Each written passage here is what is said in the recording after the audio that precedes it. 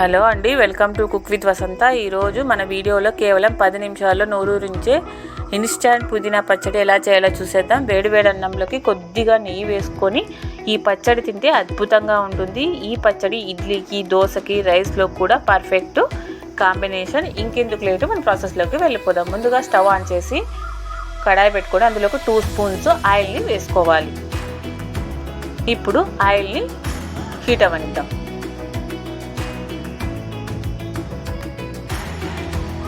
Oil heat అయిపోయింది. ఇప్పుడు ఇందులోకి 2 స్పూన్స్ పల్లీలను వేసుకుందాం. మీరు పల్లీలకు బదులు మీరు బాదం పప్పును కానీ మినపప్పును కూడా వాడుకోవచ్చు. ఇప్పుడు సిమ్లోనే పెట్టుకొని పల్లీలను కలర్ చేంజ్ వరకు వేయించుకోవాలి. ఇప్పుడు పల్లీలు కొంచెం వేగిన తర్వాత ఇందులోకి 10 పచ్చిమిరపకాయలు మంచిగా కారంగా ఉండేది వేసుకోవాలి. అవి కొంచెం వేగిన తర్వాత ఇందులోకి 1 టీ స్పూన్ జీలకర్ర కూడా వేసుకుందాం. ఇప్పుడు ఇందులోకి 2 టమాటాలు కట్ చేసుకొని వేసేసుకుందాం. ఇప్పుడు ఒకసారి కలుపుకుందాం. ఇప్పుడు ఈ టమాటాలని మూత పెట్టుకొని మెత్తగా మగ్గించుకోవాలి. చూసారు కదా, టమాటాలు మెత్తగా మగ్గిపోయాయి. స్టవ్ ఆఫ్ చేసేద్దాం. పూర్తిగా చల్లారనిద్దాం.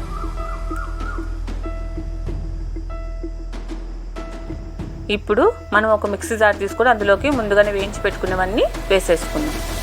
ఇప్పుడు ఇందులోకే మనము నిమ్మకాయ సైజ్ అంతా చింతపండును కూడా వేసేసుకుందాం. ఇప్పుడు మెత్తగా మిక్సీ పట్టించుకొని వచ్చేద్దాం.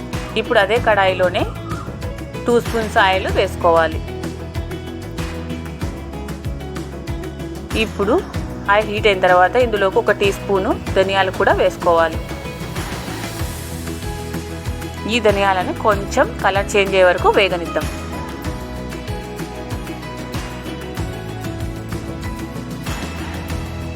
ఇప్పుడు ధనియాలు వేగిపోయాయి. ఇప్పుడు ఇందులోకి 1.5 కప్పు పుదీనాను కూడా వేసుకుందాం. ఈ పుదీనాని మనము 2-3 మినిట్స్ వేగనిస్తే సరిపోతుంది. ఎక్కువగా వేగనవసరం లేదు.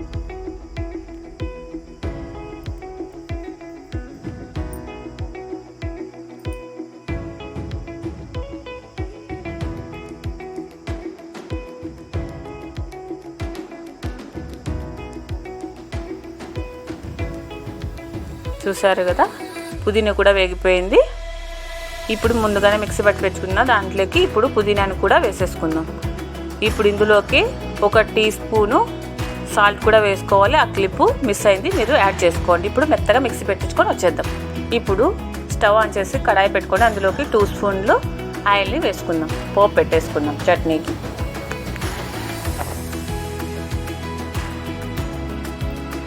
ఇప్పుడు ఆయిల్ హీట్ అయిన తర్వాత ఇందులోకి కొంచెం పచ్చిశనగపప్పు, కొంచెం జీలకర్ర, 5-6 వెల్లుల్లిపాయలు కచ్చపచ్చ దంచుకొని వేసేసుకోవాలి. ఈ పోపుని ఇప్పుడు మంచిగా కలర్ వచ్చే వరకు వేయించుకోవాలి.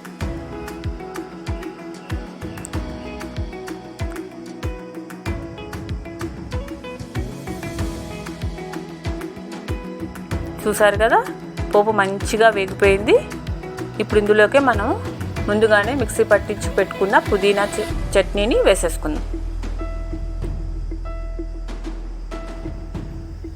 ఒకసారి మంచిగా కలుపుకుందాం.